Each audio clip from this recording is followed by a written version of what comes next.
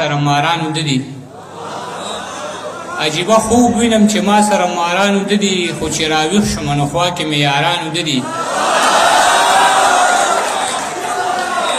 عجیبه خوب وینم چې ما سره ماران وده دي خو چې راویښ شومه نو خوا کې مې یاران وده دي د دې ټوپکو سوداګرو ته لږ سوال وکړئ چې ډکې دې نه کوي زانګو کې ماشومان وده دي د دې ټوپکو سوداګرو ته لږ سوال وکړئ چې ډکې دې نه کوي زانګو کې ماشومان وده دي سپکه خبره ده په خوله باندې مې نه راځي خو پیغلې به ولې څوکۍ نه کوي ځوانان وده دي سپکه خبره ده په خوله باندې مې نه راځي خو پیغلې به ولې څوکۍ نه کوي ځوانان وده دي باران وریږي له جونګړې نه مو ونه شړي زما بچیه چغې مه وهه خانان وده دي باران وریږي له جونګړې نه مو ونه شړي زما بچیه چغې مه وهه خانان وده دي او د بل بدل څو شعرونه چې ستا تصویر مې د سینې د پاسه پروت دی ستا تصویر مې د سینې د پاسه پروت دی لکه ګل د جنازې د پاسه پروت دی او تر عاده د مونږ کور نه غلطیږي اوچ خشاک مې د کوټې د پاسه پروت دی تر عاده د مونږ کور نه غلطیږي اوچ خشاک مې د کوټې د پاسه پروت دی خدای خبر چې به دا قبر د چا وي مات بنګړې د خازې د پاسه پروت دی او مړې تا کړې دی وروره در نظار شم داغ زما د لوګټې د پاسه پروت دی مړې تا کړې دی وروره در نظار شم داغ زما د لوګټې د پاسه پروت دی ستا ساده جز د هجر په لمبو کې د پتنګ شان د ډیوې د پاسه پروت دی چې راخوره دی په تندي د بنیتۍ نښه ده دا خو بیخي جانانه ستا د بېروحۍ نښه ده چې راخوره دی په تندي د بنیتۍ نښه ده دا خو بیخي جانانه ستا د بېروحۍ نښه ده په دې کوټه کې چا د خپل ژوند خاتمه کړې ده میز غورځېدلې دی په کیته د رسۍ نښه ده په دې کوټه کې چا د خپل ژوند خاتمه کړې ده میز غورځېدلې دی په کیته د رسۍ نښه ده دا چې سرونه خرڅوي او پې بنګلې جوړوي دا آبادي د دوی د غټې بربادۍ نښه ده دا چې سرونه خرڅوي او پې بنګلې جوړوي دا آبادي د دوی د غټې بربادۍ نښه ده د محبت په ګناه مړ یم ثبوت یې دا دی لاس کې مې ګل دی په تندي مې د ګولۍ نښه ده د محبت په ګناه مړ یم ثبوت یې دا دی مهرباني د محبت په ګناه مړ یم ثبوت یې دا دی لاس کې مې ګل دی په تندي مې د ګولۍ نښه ده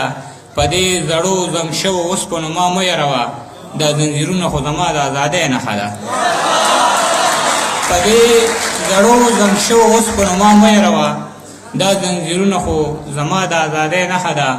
مورې قربان دې شمه زه دې باچا کړی یمه ستا دعاګانې د عاجز د کامیابۍ نښه ده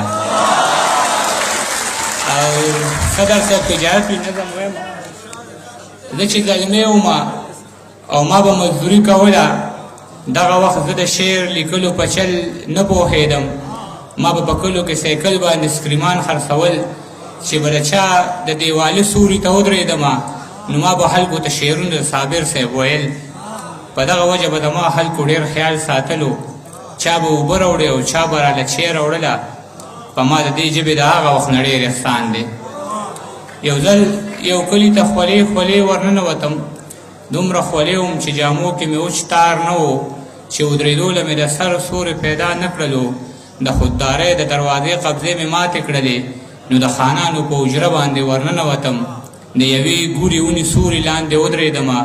یو دروند سړي د برنډې نه دا آواز راکړه راځه زلمیه کټ ته کښېنه لږه ساه سمه کړه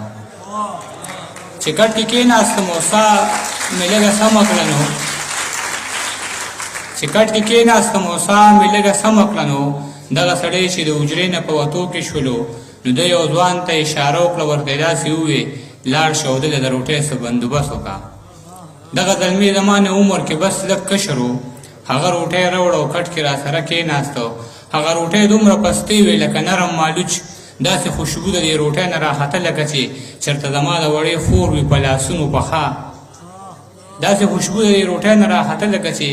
چېرته زما د وړې خور وي په لاسونو پخه د یوې پیغلې جینۍ ویر پکې ښکاره ځلېده ځکه د پاسه پرې لامده لامده باڼه پراته وو دا په اور نه وه دا د چا په اسویلو پخه وه زه یې حیران کړم او ما ترې تپوس وکړ ستاسو په کور کې دا روټۍ څوک په مشین پخوي هغه وی نه زموږ په کور کې ورندار د زما په سره ګرمۍ کې چې د اور څومره کارونه کیږي هغه به ټول زما د دغې ورندار په لاس وي او بیا چې ژمي شي یخني راشي او پوما راشي بیا چې په کور کې د اوبو څومره کارونه کیږي هغه به هم زما د دغې ورندار په لاس وي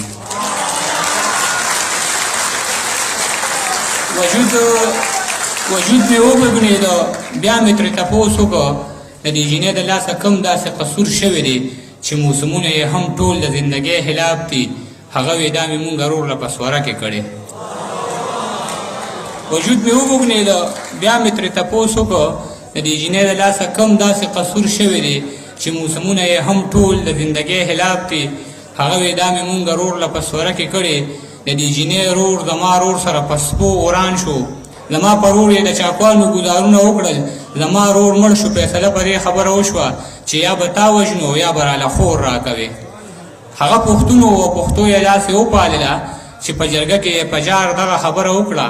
ما ته څه مه وایه خورجانه مې رضا ده په دې چې د لالا دپاره هر غم ته تیاره یم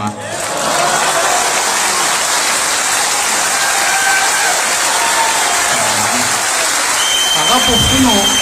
او پښتو یې داسې وپالله چې په جرګه کې یې په جار دغه خبره وکړه ما ته څه مه وایه خورجانه مې رضا ده په دې چې د لالا دپاره هر غم ته تیاره یم ما به ترې 2 نوړۍ یا 3 نوړۍ خوړلې وې چې ګوتې مې پاکې کړې او خپې مې کټ نه کوزې کړلې د دغه هر څه نه زما د ویښ ضمیر غوږو ته یو جړغونی شانواز راته او دا یې ویل خان او مولا له زیرې ورکې څوک مې بابا له زیرې ورکې